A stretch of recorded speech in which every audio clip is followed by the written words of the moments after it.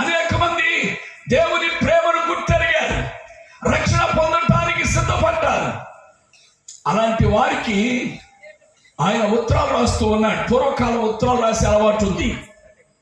ఫోన్లు రాకకు మునుపు తల్లిదండ్రుల సమాచారం తెలుసుకోవాలంటే, బంధువుల క్షేమ సమాచారం తెలియాలంటే కార్డు అని, ఇంగ్లాండ్ లెటర్ అని ఉండేవి.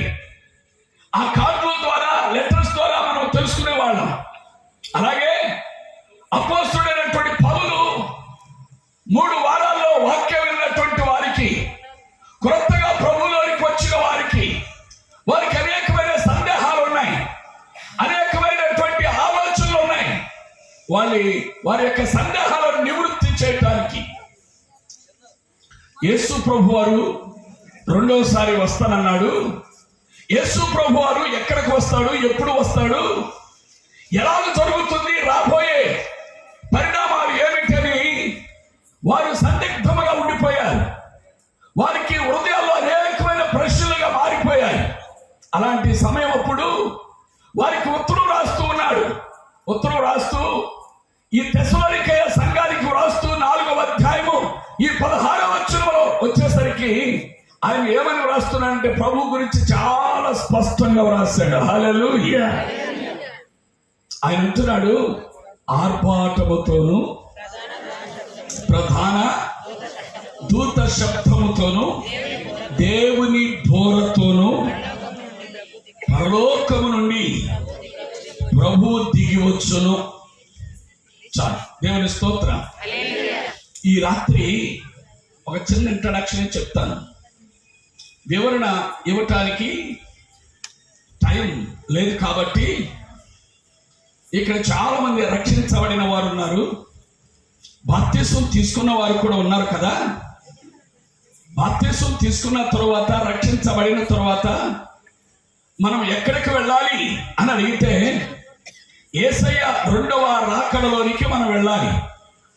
ఈ రోజుల్లో జరుగుతున్న పరిణామాలను చూస్తున్నప్పుడు యేసు ప్రభువారు త్వరగా అనే సంభవాలు స్పష్టంగా కానరావస్తూ ఉన్నాయి, తెలిసిపోతూ ఉన్నాయి. ఆయన ఏ క్షణం వస్తాడో ఎవరికి కూడా తెలియదు. ఆయన రాబోయే గడియ ఆసన్నమైంది. ప్రియమైన దేవుని బిడ్డలారా, యేసు ప్రభువారు 2వసారి రావటానికి 90 గుర్తులు చెప్పాడు. ఎన్ని గుర్తులు చెప్పాడు? 90 గుర్తులు చెప్పాడు. వాటిలో 70 గుర్తులు నెరవేరిపోయినాయి, 20 గుర్తులు నెరవేరుతూ ఉన్నాయి. చూసారండి, ఈ గుర్తులు కూడా నెరవేరిపోతే ఆయన రావటం, చూసారండి, రావటం అనేది వాస్తవం. స్తోత్రం చెప్పండి, చెప్పండి, దేవుని స్తోత్రం. మీకు బాగా అర్థం కావటానికి చెప్తున్నాను. ఇప్పుడు మనము గన్నవరం అవుట్ఫిల్ వెళుతున్నప్పుడు మధ్యలో రైల్వే ట్రాక్ ఉంది. రైల్వే ట్రాక్ ఎప్పుడు వేయబడుతూ ఉంటుంది. ఆ రైల్వే ట్రాక్ను దాటేటప్పుడు మనం దేనిని చూసుకుని దాటాలి? సిగ్నల్స్ చూసుకోవాలి. బండి వచ్చేటప్పుడు ఏమి ఇవ్వబడుతుంది? సిగ్నల్స్ ఇవ్వబడతాయి. సిగ్నల్స్ గుర్తు, ట్రైన్ రావటానికి గుర్తు. అలాగే ఎయిర్పోర్ట్ ఉంది గన్నవరంలో, విమానం వచ్చేటప్పుడు కూడా పెద్ద డూమ్ లైట్ తిప్పుతాడు, రెడ్ లైట్, గ్రీన్ లైట్ తిప్పుతాడు. దాని అర్థం ఏంటంటే విమానం వస్తుంది, ఇది నిషేధించబడిన స్థలం, ఆ యొక్క రన్వే మీదకి ఎవరు రాకూడదు అనే సిగ్నల్స్ అవి. కనుక విమానం రావటానికి గుర్తుంది, అంతేకాదు ట్రైన్ రావటానికి గుర్తుంది. సిగ్నల్స్ ఇవ్వబడిన తర్వాత ట్రైన్ వస్తుందా రాదా? అమ్మా, ఇక్కడే ఉన్నారు అందరూ, స్తోత్రం చెప్పండి. కొంతమంది మనుషులే వస్తారు కానీ మనసులో తీసుకురారు, పరధ్యానంలో ఉంటారు. ఇక్కడ కళ్ళు చూస్తానే ఉంటే గాని ఇక్కడ ఉండరు. అప్పుడు ఊపితే ఏంటి అంటారు.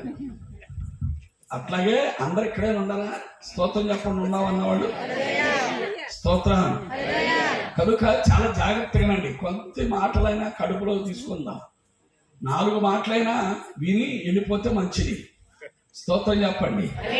కనుక ట్రైన్ సిగ్నల్స్ ఇవ్వబడిన తర్వాత ఒక 2 నిమిషాలు 3 నిమిషాలు ఆలస్యమైన తప్పనిసరిగా ట్రైన్ వస్తుంది. అలాగే ఎయిర్పోర్ట్ లో సిగ్నల్స్ ఇవ్వడిన తర్వాత ఫ్లైట్ ఒక 5 నిమిషాలు అటు ఇటు ఫ్లైట్ వస్తుంది. ఇది వాస్తవం. అలాగే దేవుని రాకడ గుర్తులు ఇవ్వబడ్డాయి. ఆ గుర్తులు జరిగిపోతూ ఉన్నాయి. ఇక ఆయన రావటమే ఆలస్యం. ఎందుకు ఆలస్యం చేస్తున్నాడంటే ఇంకా నీవు మారలా. అది అందుకోసమే దేవుడు ఆలస్యం చేస్తున్నాడు. ఇంకా నీవు ఆయన కొరకు సిద్ధపడలా.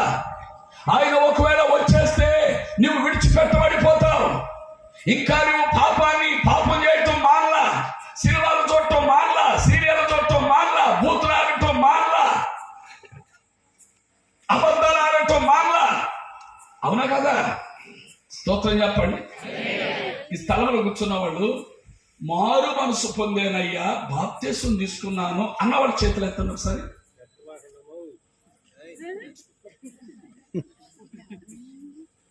అమ్మా, ఇంకా బాప్తిసం పొందలా, ఇంకా గుడికి మాత్రమే వస్తున్నాను, మారు మనసు పొందలేదు అన్నవాడు చేతులు ఎత్తండి. అటు ఎత్తట్లా ఇటు ఎత్తట్లా, మీరు ఎక్కడ పోతారు? సరే, ఎత్తున వాళ్ళకి మాట్లాడుతున్నాను.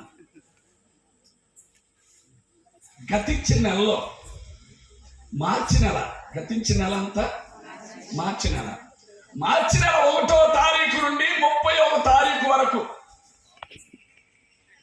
30వ తారీఖు వరకు, అమ్మా ఆ కళ్ళజోడు పెట్టుకున్న తల్లి ఈను జన్మాల చివర ఈను 30వ తారీఖు వరకు బాగా అయ్యా రక్షించబడి 10 ఏళ్ళైంది, 8 ఏళ్ళైంది, 6 ఏళ్ళైంది అనుకుంటున్నారు కదా. 1 నెల రోజులు అసలు బూతు మాటే నా నోటంటే రాలా, ఒక్క సినిమా చూడలా, ఒక్క సీరియల్ చూడలా, ఒక్క అబద్ధం ఆడలేదు అన్నవాడు చేయత్తండి.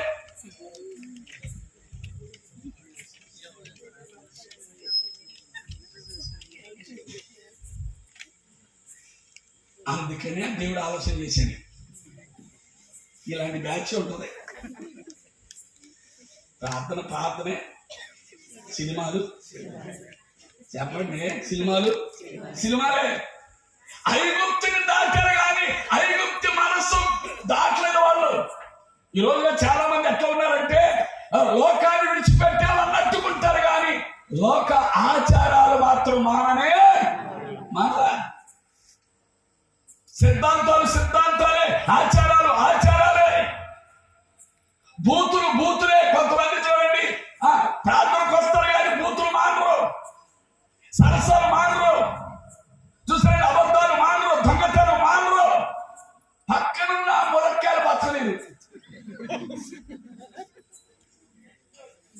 అటు పక్క పాత్రమే, ఇటు పక్క పాత్రమే.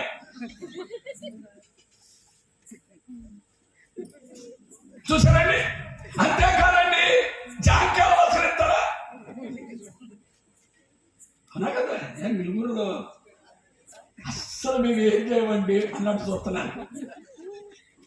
ఇప్పుడు మామిడికాయ కాలం, మామిడికాయ కోతలకు వెళ్తారు, టిఫిన్లో మామిడికాయలు తెచ్చుకోరా, వాళ్ళల్లో మామిడికాయలు వేసుకుని రారా దొంగలు. మళ్ళీ ఆదివారం ప్రార్థనకి వెళ్తాం. ఒకవేళ యేసయ్య ఈ రాత్రి వస్తే ఎంతమంది విడవబడతామో తెలుసా? ఎంతమంది విడిచిపెట్టబడతామో. అందుకనే దేవుడు ఆలస్యం చేస్తున్నాడు. నువ్వు ఇంకా మార్చబడాలని దేవుడు కోరుకుంటున్నాడు. చేతులెత్తి స్తోత్రం చెప్పండి. మేము మారోనండి, మేము ఎట్టాగా ఉంటాం అన్నట్టు చూస్తున్నారు ఇక్కడ వేరే గుడి వాళ్ళు. మారకపోతే నరకానికి పోతాడు. నాకేంటి అత్తాగౌడలో పోట్లాడుకుంటాం మానాలి, బూతులు ఆడుకుంటాం చెప్పరండి అమ్మా. మానాలి అన్నల్లో చెప్పండి, మానాలి. చూసారండి. అంతేకాదు ఆచారాలు చెప్పండి. శంకుస్థాపన, ఇంటికి శంకుస్థాపన చేయాలి. ముందు ఎవరి దగ్గరికి వెళ్తాం? అమ్మా మీరు కూడా వెళ్తారా? ఈ ఊరు కూడా వెళ్తారా? మా ఊరోళ్ళే అనుకున్నా. అక్కడ దొంగలే, ఇక్కడ కూడా దొంగలు అనమాట. అది ఇస్తాడు. మధ్యరాత్రి 12:30 గనక శంకుస్థాపన చేస్తే అన్ని మంచి గడియలే అంటాడు. ఆ డిగ్రీని వచ్చి అప్పుడు ఎక్కడికి వస్తాం? పాస్టర్ గారి దగ్గరకు వస్తాం. పాస్టర్ గారి దగ్గరకు వచ్చంటాం, అయ్యారు రాత్రి 12:35 నూరు పోసి ప్రార్థన చేయాలి. ఇట్లాగే నా దగ్గరికి వచ్చాను. జరిగిందే చెప్తున్నాను, జరగదే చెప్పట్లా. నా దగ్గరికి వచ్చాను, అన్నారు అయ్యారు 1:30 మంచి ముహూర్తం ఉందట. ఎన్నింటికమ్మా? పగలు ఉంటున్నారు కాదు, అర్ధరాత్రి 1:30. అప్పుడు దెయ్యాలు తిరిగేట అయ్యుగా అన్నాడు. అట్లాగే అయ్యారు ఆ టయానికే శంకుస్థాపన చేస్తాం. నేను రాను అన్నా. నేను రానయ్యా, తెల్లారింటికి వస్తా, శంకుస్థాపన చేస్తా, నీ ఇష్టం అయితే. వాళ్ళు అనుకున్నారు నువ్వు కాకపోతే ఊళ్ళో ఎంతో మంది, మీరు కూడా అనుకుంటారు కదా. ఇప్పుడు ఆదమయ్య గారు రాకపోతే ఏసేబయ్య గారు ఉన్నాడు, ఏసేబయ్య గారు రాకపోతే ఇస్రాయలయ్య గారు ఉన్నాడు, ఇస్రాయలయ్య గారు రాకపోతే ఇంకొక అయ్య గారు ఉన్నాడు. ఒక 20 రూపాయల కాగితాలు చూపించామంటే చెప్తారు. అవునా? అంతేకాదండి, ఇప్పుడు దైవ సేవకుడు నూరేసి ప్రార్థన చేస్తే సావంట నవధాన్యాలేయి. ఏ ధాన్యాలు వేయాలి? నవధాన్యాలు వేయాలి. ఆవు పాలు పొయ్యాలి. ఇదంతా ఎక్కడుంది బైబిల్లో? ఆచారం. ప్రార్థనే, ఆచారాలు ఆచారమే. కొంతమంది పెద్దోళ్ళు అంటారు అయ్యారు కానీ తెలుసా మనం వెయ్యాలి కానీ. నేను అన్నాను అలా చెప్పేవాడిని మెడకి బలమైన లాగి కట్టి మచిలీపట్నం లోతు తీసుకెళ్ళి పడేయండి, మళ్ళీ పైకి రాకుండా. సచ్చినా గారు అక్కడే పడి ఉంటుంది. ఆమె చెయ్యదు చేసేవారిని, ఆమె నడవదో నడిచేవారిని, ఆమె బాగుపడదు బాగుపడేవారిని. ఆ బ్యాచ్ ఇక్కడ ఉంది కొంతమంది. ఒకవేళ కోడలు మారి అయ్యారు ప్రార్థన చేస్తే చాలు అనుకుంటే బాగుపడి కొన్ని చేస్తారు. అత్త మా 57 సంవత్సరాలు మొదలుపెట్టి నేను అయ్యగారు కానీ తెలుసా తీసుకురా, ఈ అత్తలందరినీ తీసుకెళ్ళి పడేయాలి సముద్రంలో. మీరు కదమ్మా, మా ఊరు సంగతి చెప్తున్నారు. స్తోత్రం చెప్పండి, చెప్పాలా? స్తోత్రం చెప్పండి, స్తోత్రం. దైవ సేవకుడికి నిలువెవరు? అంతేకాదు, ఒక ఆయన బండి కొన్నాడు. ఏం కొన్నాడు? బండి కొని ఫోన్ చేశాడు, అయ్యగారు బండి కొన్నాను రా అన్నాడు. నేను సీరియస్ గా బైబుల్ తీసుకెళ్ళి కొబ్బరి నూనె తీసుకురామని కొబ్బరి నూనెతో ప్రార్థన చేసి వాక్యం తెలిసి నీ రాక పోకల యందు యెహోవా నిన్ను కాపాడుననే వాక్యం చదివేసి ప్రార్థన చేసి ఆన్ చేసి బ్రదర్ ఎక్కువ అన్నాను. బండ స్టార్ట్ చేసి అన్నాడు, అమ్మాయి ఎదురుగా.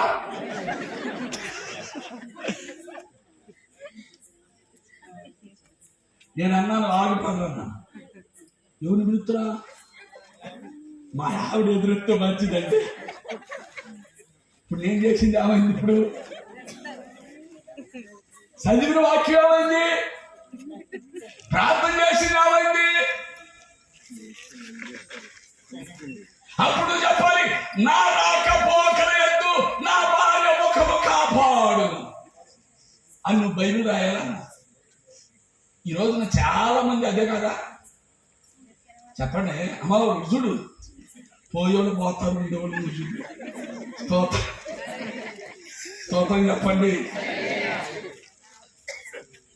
నేను ఇప్పుడు 2 పనులు మీరు కంట్రోల్ చేసుకోవాలి, నిద్రపోయేవాళ్ళు లేకపోవాలి, మళ్ళీ వాక్యం చెప్పుకోవాలి. బాబా మీరు 2 మొక్కలు స్తోత్రం చెప్పండి.